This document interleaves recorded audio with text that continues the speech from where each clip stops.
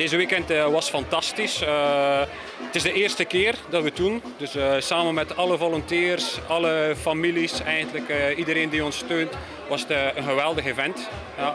In het begin is het altijd moeilijk om een beetje op gang te komen, maar geleidelijk aan kwam iedereen in zijn rol en was iedereen gewoon aan het knallen, totdat het een mooi event was, zoals u kunt zien. Hoe ging het pre-event? Before, dus ja, belangrijk was eigenlijk de coördinatie. Dus we hebben verschillende personen eigenlijk die bepaalde functies opnemen. Die de vrijwilligers, die de coördinatie doen, die de bestellingen doen, dus de sponsors. Ja.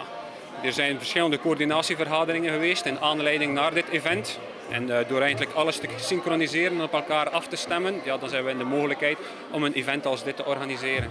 4 dagen event, hoe ging het met de volunteers ook? Ja, dus zonder volunteers en zonder de steun van alle families is dit onmogelijk. Ja.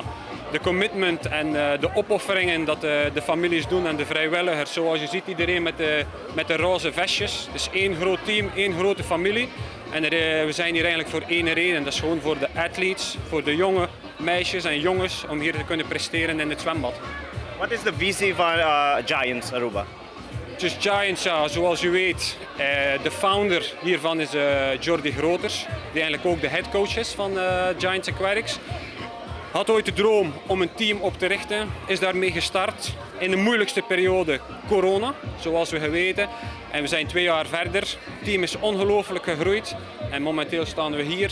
Ja, internationale vertegenwoordiging van verschillende teams, heel veel steun, hele goede performance. Iedereen doet time drops, dus een geweldig event. Grote event, je hebt steun ook van de sponsor. Hoe ging dat?